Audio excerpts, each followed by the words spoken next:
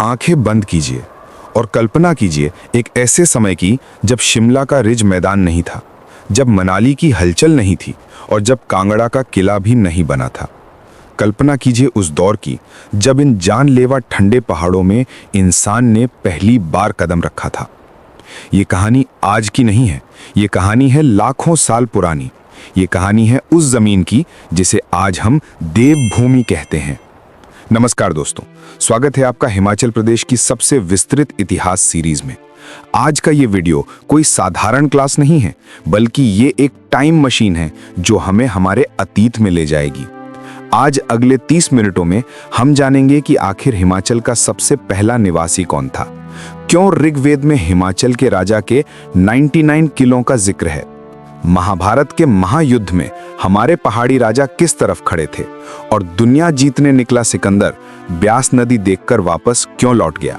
अगर आप किसी भी सरकारी नौकरी की तैयारी कर रहे हैं तो ये वीडियो आपके लिए इतिहास को रटने का नहीं बल्कि उसे जीने का मौका है। चलिए शुरू करते हैं। सबसे पहले एक सवाल, हमें ये सब पता कैसे चला? उस समय कोई इंटरनेट या डायरी तो थी नहीं, तो इतिहासकारों ने हिमाचल की कहानी कैसे लिखी? इसके हमारे पास 4 मुख्य सबूत यानी स्रोत हैं। पहला स्रोत है वंशावलियां। पहाड़ों में एक खास परंपरा थी। हर राजा के दरबार में राजगुरु होते थे जो राजाओं के खानदान की पूरी लिस्ट रखते थे। कांगड़ा, चंबा और मंडी के राजाओं का इतिहास हमें इन्हीं से मिला है। सबसे पहले इन्हें खोजने का काम मूरक्राफ्ट ने किया और बाद में कनिंघम ने इनका अध्ययन किया। दूसरा स्रोत है सिक्के। उस जमाने के सिक्के आज के सोशल मीडिया जैसे थे। सिक्कों पर छपे चित्रों से हमें पता चलता है कि वे किस भगवान को मानते थे।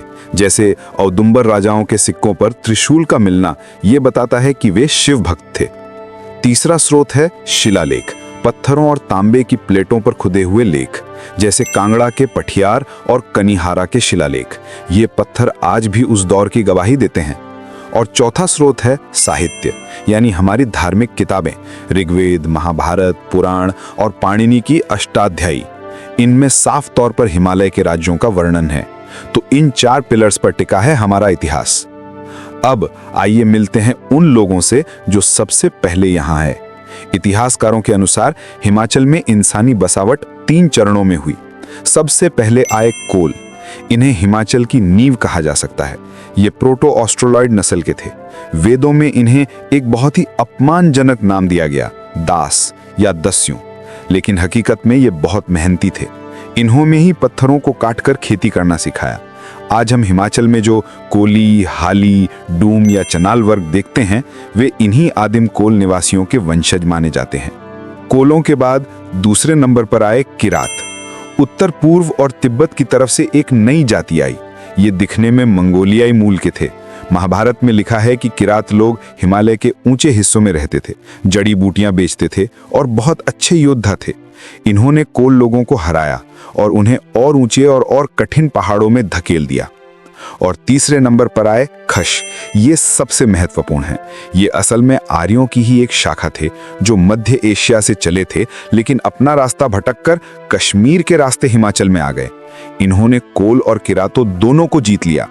एक मजेदार तथ्य सुनिए, महाभारत में जो पांडवों की एक पत्नी द्रौपदी के 5 पति होने की प्रथा है, यानी बहुपति प्रथा, ये असल में खशों की संस्कृति थी।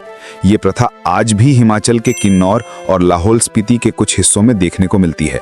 ये खशों की ही देन है। तो क्रम याद रखिएगा, पहले कोल, फिर किरात और फिर खश। अब हम इतिहास के उस पन्ने पर हैं जहां स्याही से नहीं बल्कि तलवारों से लिखा गया था। ऋग्वेद में एक भयंकर युद्ध का वर्णन है। सोचिए 2 शक्तिशाली राजा। एक तरफ आर्यों का राजा दिवोदास, जिसके पास आधुनिक हथियार थे, रथ थे, और उसका सलाहकार था महान ऋषि भारद्वाज। दूसरी तरफ यहाँ के स्थानीय किरात लोगों का सबसे शक्तिशाली राजा शंबर। शंबर कोई साधारण राजा नहीं था।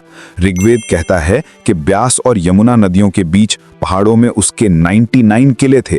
वो पहाड़ों के चप्पे चप्पे से वाकिफ था। आर्यों को अपनी संस्कृति फैलानी थी और शंबर को अपनी जमीन बचानी थी। टकराव तो होना ही था। लेकिन ये युद्ध एक दिन या एक साल नहीं चला।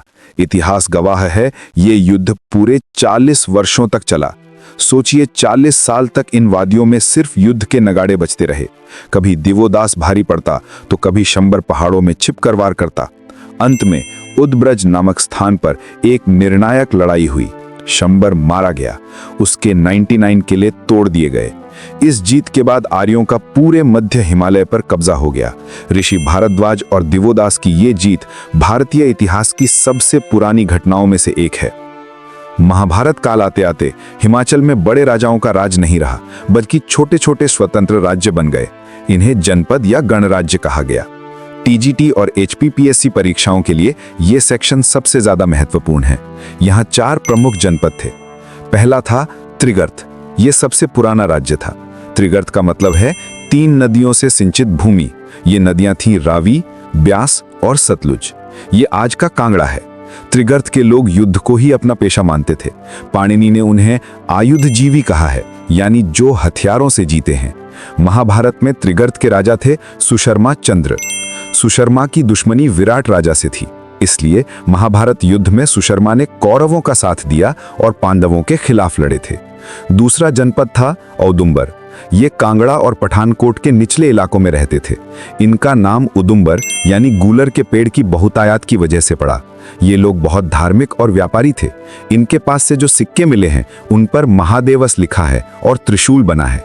ये लोग पश्मीना और ऊन का व्यापार करते थे। तीसरा जनपद था कुणिंद। ये आज के शिमला, सोलन और सिरमौर की पहाड़ियों में थे। इनके सिक्के सबसे सुंदर थे। एक तरफ मृग यानी हिरण का चित्र और दूसरी तरफ लक्ष्मी का। ये बताता है कि ये लोग प्रकृति और धन दोनों का सम्मान करते थे। इनका सबसे महान राजा था अमोघ भूति और चौथा था कुलूत यानी आज का कुल्लू। ये बाकी दुनिया से कटा हुआ एक अलग ही देश जैसा था। इसका सबसे पुराना सिक्का राजा वीरियस का नाम का मिला है। ये चारों जनपद स्वतंत्र थे, अपनी मुद्रा चलाते थे और अपने नियम खुद बनाते थे। लेकिन भारत की सीमा पर हलचल शुरू हो चुकी थी। 326 ईसा पूर्व में दुनिया जीतने का सपना लेकर सिकंदर महान भारत पहुंचा। वो जीतते जीतते ब्यास नदी के किनारे तक आ गया, जहां आज हिमाचल की सीमा है। सामने ब्यास नदी उफान पर थी और सामने घना जंगल था। सिकंदर आगे बढ़ना चाहता था, लेकिन उसकी सेना ने जवाब दे दिया। वे थक चुके थे और उन्हें आगे के नंद साम्राज्य की ताकत का डर था। इतिहास गवाह है, सिकंदर ने यहीं ब्यास नदी के किनारे 12 विशाल पत्थर के स्तूप बनवाए अपनी जीत की निशानी के तौर पर, और वहीं से वापस लौट गया। उसने हिमाचल में प्रवेश नहीं किया। सिकंदर के जाने के बाद भारत में मौर्य साम्राज्य का उदय हुआ। चंद्रगुप्त मौर्य ने इन पहाड़ी जनपदों से संधियां की, लेकिन असली बदलाव आया सम्राट अशोक के समय। अशोक ने तलवार की जगह शांति का रास्ता चुना। उसने हिमालय की घाटियों में बौद्ध धर्म फैलाने के लिए मज्झिम और 4 अन्य भिक्षुओं को भेजा। प्रसिद्ध चीनी यात्री ह्वेनसांग जब 7वीं सदी में कुल्लू आया तो उसने लिखा कि यहाँ अशोक के बनाए हुए स्तूप आज भी मौजूद हैं। इसके बाद गुप्त काल में भी इन पहाड़ी राजाओं ने गुप्त साम्राज्य की अधीनता तो मानी, लेकिन अपना आंतरिक शासन खुद ही चलाते रहे। तो दोस्तों, ये था एक लंबा सफर। लाखों साल पहले पत्थर के औजार बनाने वाले कोल निवासियों से लेकर 40 साल तक युद्ध लड़ने वाले शंबर और दिवोदास तक, और महाभारत के धर्म युद्ध में भाग लेने वाले त्रिगर्त के वीरों तक। आज का हिमाचल इन्हीं कहानियों, इन्हीं संघर्षों और इसी गौरवशाली इतिहास की नींव पर खड़ा है।